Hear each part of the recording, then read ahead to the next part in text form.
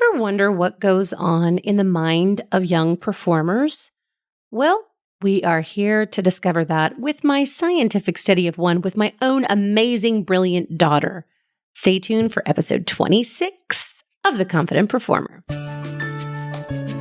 Welcome to The Confident Performer, the only podcast that guides ambitious, driven performers and entrepreneurs to show up authentically and confidently, both on and off stage.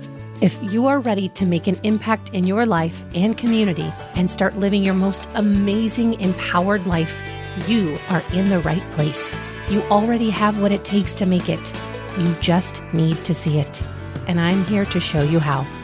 You ready? Let's go. Okie dokie. So hello. My sweet guest today is my beautiful daughter, Emery Lake Miller. And I wanted to have her on the show. I coach young performers who are very focused, very driven, very competitive. And it's interesting because sometimes I think to myself, okay, should I be coaching my own daughter? I reached out to a friend, somebody I respect in the industry, and ideally she would be coaching with somebody else because it is a little bit challenging coaching your own child. I like to create that separation, and she really has a very strong work ethic. She's 9 years old. I'm going to dig into some performance sides with her today, and I let her know that if she was not as dynamic as she needed to be, that I would kick her off the show. So I want to introduce my sweet daughter, my sweet little 9-year-old, Emery Lake Miller. Emery, say hello. Hi. Thank you so much, first and foremost, for being on the show today. So we're going to talk a little bit about performing. We're going to talk about the training regimen. We are going to talk about the things that you love to do when you are a performer. And we're going to talk about really what got you started performing and how you feel about it today, okay? So first and foremost, how do you like being trained by your mother? It's awesome. Because in my class, I get to learn how to sing, and I get to sing some of my favorite songs, and I get to perform them. It's awesome. And I get to meet new friends, and that's like the best part. So you have a sweet little friend right now, or sweet little friends in your class that you love? Yeah. Yeah. What are their names? So there's Hannah, there's Sam, there's Harlow, there's London, and there's Kaylee. Kaylee is my ultimate. What makes her the ultimate for you? So my mom loves her. She'll be like, you need to start hanging out with Kaylee more. And I'm like, of course. She's like just so kind. She's a very kind girl. Very kind, very funny. We love her. Okay, so when you think about performing, what is your favorite thing to do when you are performing? As a young performer, I know how you study. I know how rigorous your study is. What's your favorite thing to do? Like, why do you perform? I just love singing. It's like a habit of mine. I sing in class sometimes, and some kids are like, Emery, stop. And I'm like, oh, fine. Are you ever singing and like not knowing that you're singing? Like, do people like look over at you and are like, hey, can you please be quiet? Sometimes. Yeah, that has literally happened to me my entire life. I remember going through the grocery store and people would just be staring at me. And I'm thinking, what is their deal? Like, what is going on? And then every now and again, people would be like, you are really a really good singer. And I'm like, oh, sweet heavens to Betsy. Okay, was I singing? Oh, very fun. Okay, cool. All right, so 9 years old, when did you start performing? When I was about like 7. Mm-hmm. What was your 7-year-old performance? Well, it was for Garden Pathways. Mm-hmm. It was a joy. What made it a joy? It was just so much fun singing in front of people and sharing my beautiful voice with other people. Mm-hmm. One of the things I like about you when you sing is you get super passionate. You get really passionate. You get really immersed in the story. You close your eyes. You really actively engage not only in the story, but then oftentimes you'll open your eyes and then you'll look back at the people and sing to them like you're singing the story to them. What are you thinking about in your mind when that's happening? When you're on stage, you see people out in the audience, you know they're watching you. What are you thinking about? I'm just thinking about, Emery, you can do this. Your part's coming up. You have to sing. I can't freeze. I don't want to let my team down. Really good. So with the Rising Stars, that's your team. You do not want to let your team down. Yeah. All right. Stay awake.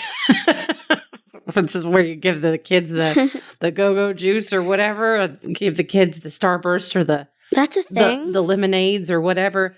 I think that's a thing. Go-go juice? Yeah, I think.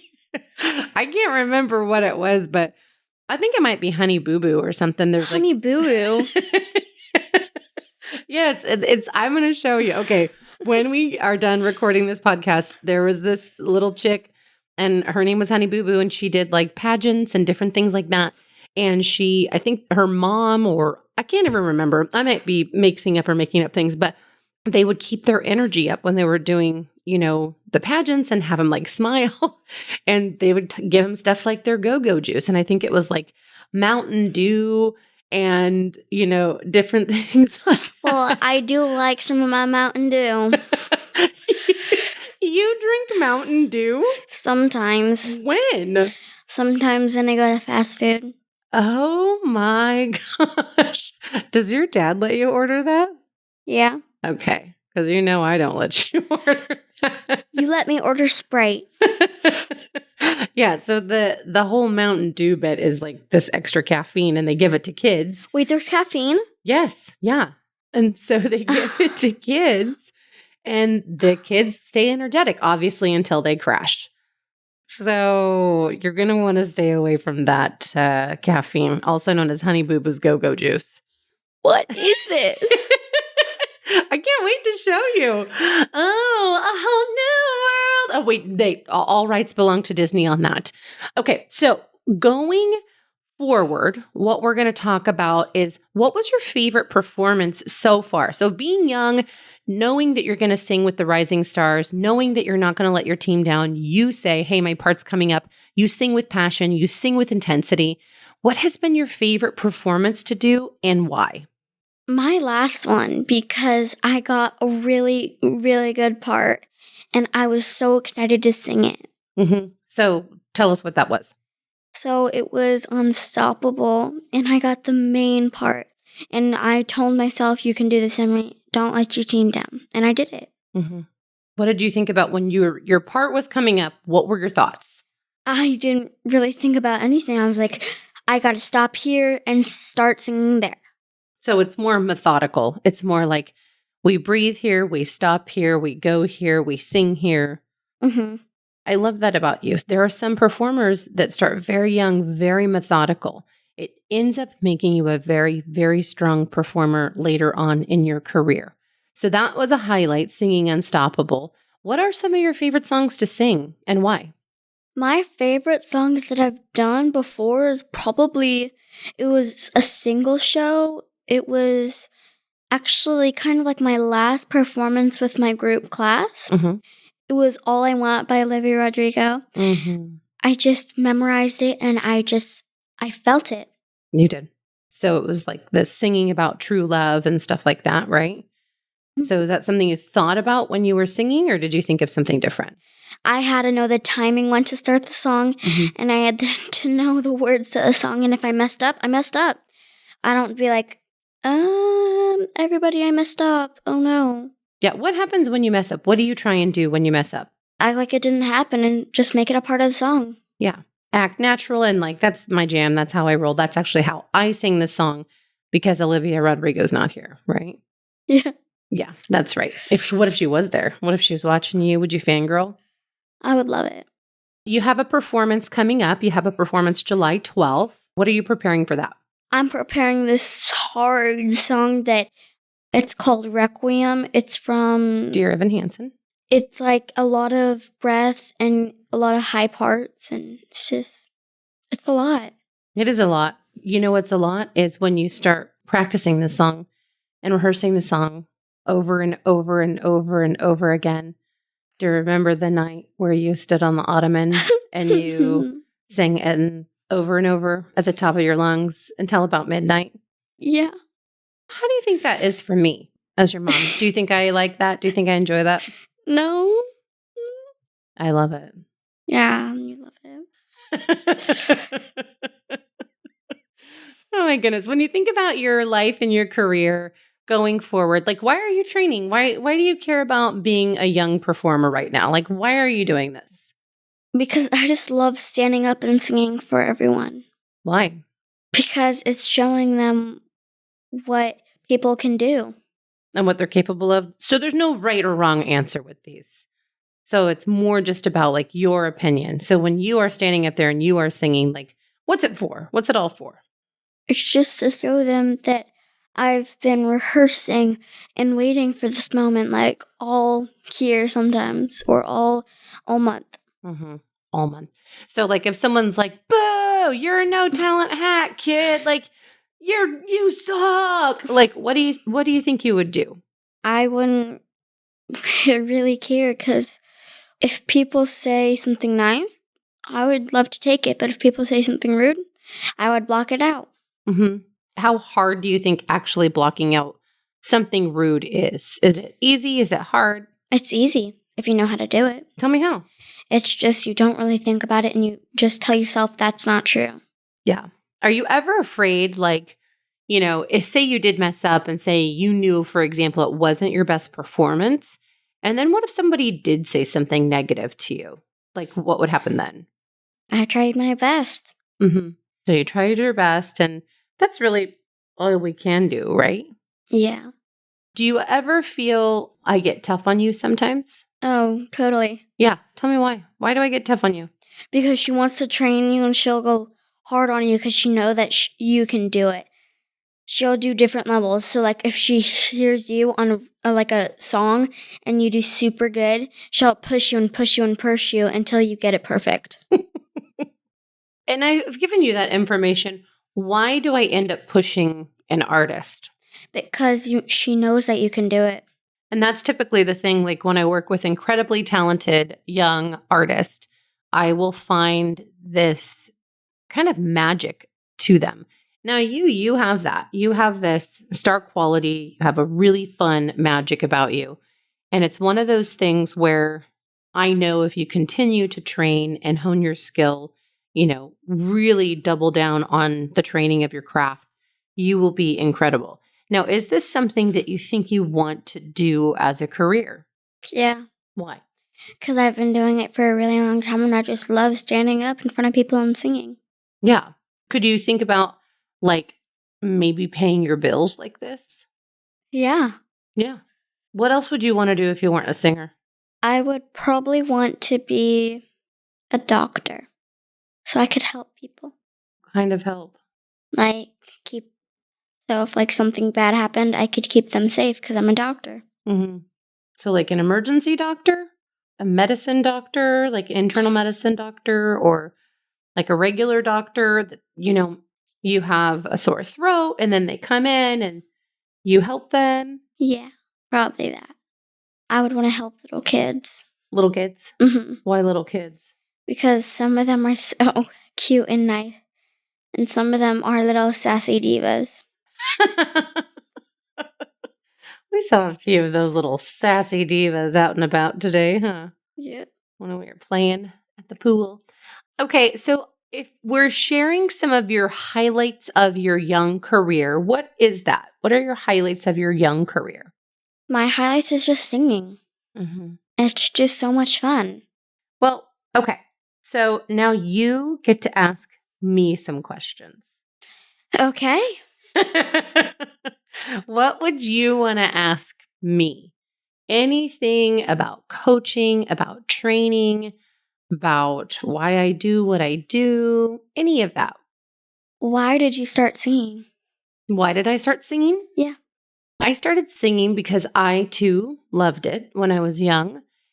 And I was about 9 years old when I really kind of started realizing I was good at it. I really started realizing, like, wow, I'm really pretty good at this.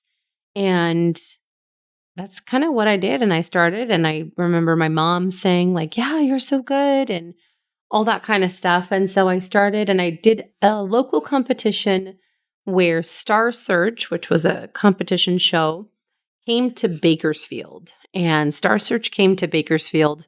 And I auditioned and was shaky and like so weird and awful. And I say so weird and awful because I had no training. Like I had the face like, I don't know, almost like I had been kidnapped and someone was like, you better sing, kid, or you don't get supper, you know? And it was one of those very, very scary moments. And it stuck in my brain. It created this absolute groove in my brain of some serious, intense nerves. And I can remember every now and again, even when I talk about it. But that's kind of really when I started. And then I found out that I loved it. I just loved doing it. And then each time I saw a show or saw somebody do something, I always thought, okay, this is impressive. Like, I love this. I want to do this and kind of see where this could take me. So I started and I saw my first professional theater show when I was 14. And then I started working at that same professional theater when I was 16. And then the rest is history. And I just talked about that on my last episode. What was that theater? That theater was called the Melodrama Musical Theater. It started as the Vaudeville Express Melodrama Theater. And there are 2 melodrama theaters left, I believe, in California. It was a sweet little professional playhouse, and the people who owned it and ran it were super awesome and really cool. And I keep in touch with to this day and pretty awesome. Why did you start coaching and consulting? Okay. I started coaching and consulting when I got injured when I was on tour. And I basically had to figure out the study of my voice, my machine, more or less. So I started that when I got vocal clearance. And my friend Josh Graham asked me if I could help him out at his sound recording studio. And so I did. And I started doing that. And I've met some of my best friends like that. Who are those best friends? Auntie C. Auntie C was one of our best friends, my best friends. Now, obviously, your godmom. And just the journey along the way, I've met so many amazing and brilliant people and got to work with so many amazing and brilliant people. And I love it. I have one question. Yes. Do you like me asking you questions? Do I like it? Mm-hmm. Yeah, of course. But don't hesitate. Don't be shy. Like, come at me. Like, give me some of your Emery flair. Give me some of your Emery vibes. Have you ever been a sassy diva? Have I? Yes. You know good and well I've been a sassy diva. You know good and well that there have been times where I have to actually try and control my sassy divaness. Am I right or am I right? You're right. You're right, girlfriend. You're right. Okay, what else? Give me some more. Come on, Emery. What do you love about teaching? Oh, man. What do I love about teaching? I love being able to see a person's potential and being able to see their current capacity or basically like where they are, and then being able to close the gap from their functioning capacity to their potential capacity, which means like where they get to go to, how great they can be, how incredible of a performer they could be. And I love to be the coach to close that gap. And I feel blessed that I get to do that. I feel that I get this amazing journey with these young artists, and we create this really special bond that they understand that I'm on their team, that I have their back, that I'm literally one of their absolute biggest fans, and that I love them and embrace them along the journey. I embrace their ups and downs and their goods and bads. And that has been probably the greatest blessing of my entire life. I mean, other than having children like you and your brother and stuff. I want to share a little story about how and why I started singing. Okay, go for it. So when I was little, my mom showed me this cute little video. I was in a little pig towel, and I was in my mom's lap, and me and her were singing Let It Go. And I had that baby voice, and then I stopped, and then I started again, and then I stopped, and then I started again, and then I stopped, and then I started again. We were doing a riff.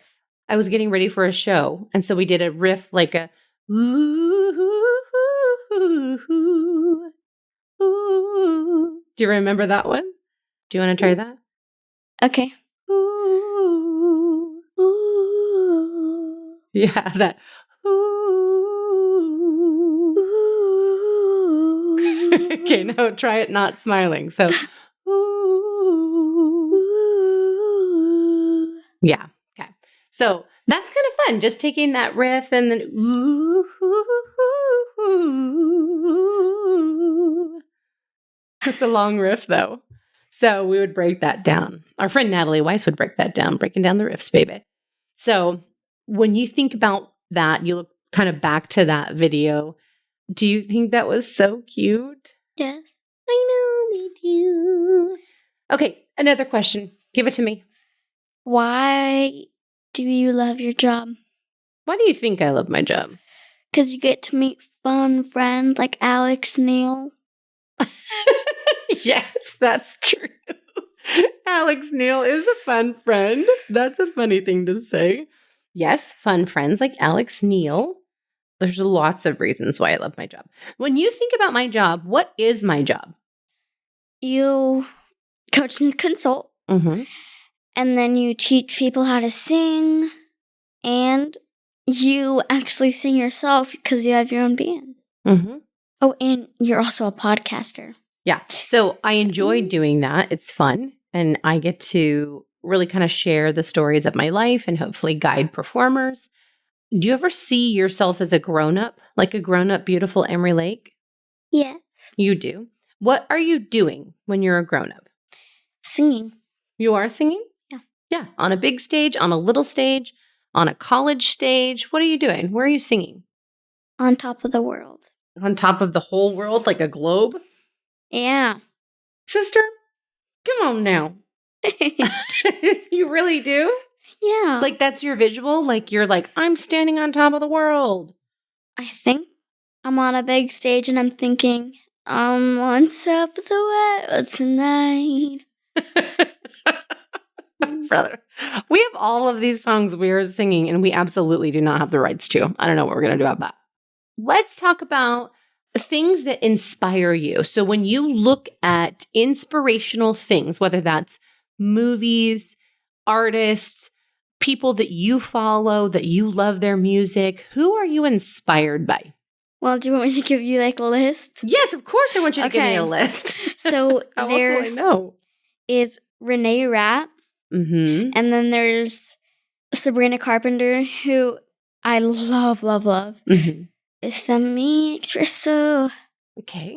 And then there's Olivia Rodrigo. There's Taylor Swift. And then there's this girl named Amy Adams. Was that the one from Enchanted? No. Nah. She sings Never Looking Back. Okay. So what's your favorite thing to listen to in the car with me? Probably Ellie Goulding. Ellie Goulding. And does Ellie Goulding inspire you as well? Yeah. Why? I just love the core of her singing. Ugh, she's so good, right? Mm-hmm. She's one of my ultimate faves. My faves, babe.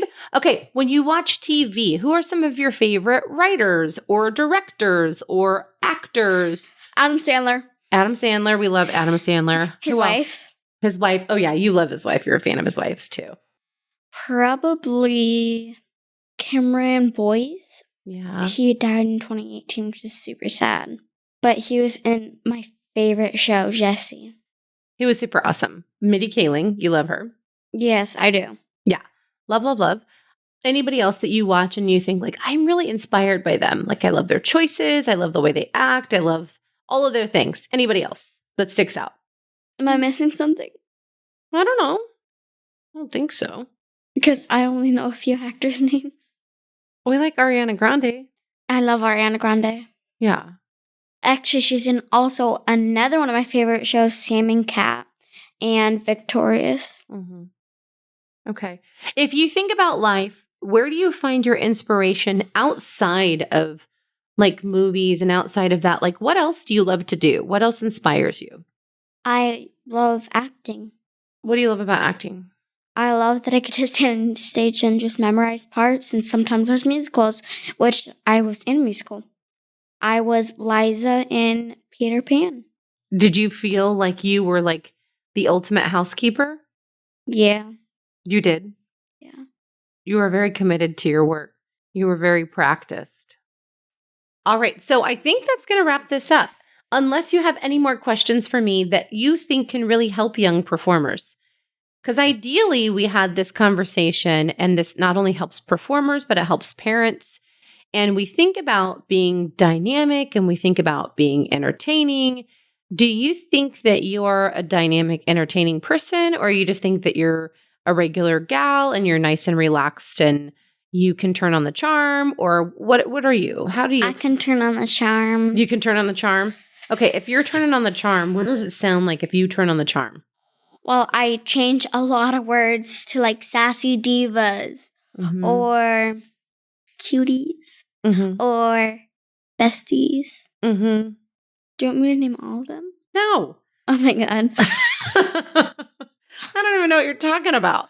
Okay. What? All right. Okay. All right. You know what, everybody? That's enough of that. So when you work with young artists, you work with young performers, I wanted to share that side of being able to work with young performers, work with young artists, but then also showcase that there's absolutely a perspective where they're going to hit the ceiling on. So they're going to hit the top of their threshold of this is the amount of information they're going to share. It's going to be direct. It's oftentimes going to be to the point. It's going to be, when we reference dimensions, it may just be one-dimensional. It's usually in this realm of learning the joys in the artistry. It becomes one-dimensional, and then the expansion on that grows over time. So working with my young daughter, working with her and having the chance and the ability to really kind of pour into a young artist who cares about the craft and is not doing it because I'm making her do it. It's interesting when I say, she comes home, she got a part, she came home and she had all these lines and they had to memorize the lines in the entire week. They got the script on Monday, did the show on Friday. She had her lines memorized literally by the next day. And she had multiple lines. She had songs, she had choreography. And that type of intensity is impressive to watch someone who naturally, genuinely wants to do it by themselves. And that's the way they want to do it. And they love waking up and doing the thing because that's what drives them, is the actual love behind the work. So, my beautiful people, my beautiful friends, if you are forcing your children to be performers, first and foremost, don't. Second of all, your kiddos that are actively wanting to be potentially in the industry when they are grown up will strategize a little bit. They will go into that whole work side of the game. If you hear her explanation on a lot of these things, the aspect of her going in, learning the songs, training, practicing, going over and over and over, knowing that her team is counting on her, not wanting to let them down, not wanting to let herself down, but also not taking herself too seriously. That is the magic of the growth. That's the magic of the journey. That is the beautiful evolution of a fine young artist in a long, long career. And that's the fun part of all of it. There are so many gifted and talented artists out there. So first and foremost, really, your young performer, if they begin training and they want to be diligent in their life and in their world, give them the support that they need. As parents, I always say hire a coach. Hire a coach who will absolutely pour into your child, be their biggest fan, but also simultaneously does not allow for shoddy work, does not allow for them to not sing on pitch, does not allow for them to make up words to songs if they are just not learning their words.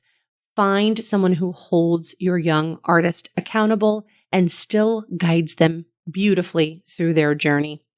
Thank you all so much for tuning in, for listening to my journey and the journey of my young performer and a little peek inside to young performers' brains. Thank you so much. Take care, be well, and go and be seen. If you enjoyed today's show and don't want to worry about missing an episode, you can follow the show wherever you listen to your podcast. And if you haven't already, I would really appreciate if you could share the podcast with others who you think would benefit from it. and leave a rating and review to let me know what you think. Now, it doesn't have to be a 5-star rating, although I sure hope you love the show. I want your honest feedback so I can create an awesome podcast that provides tons of value. Visit amyadamscoaching.com/podcast launch for step-by-step instructions on how to follow, rate, and review. Thank you for listening to today's episode of The Confident Performer. If you want to learn more about living your truth and showing up as your most authentic, beautiful self, visit www.amyadamscoaching.com. See you next week.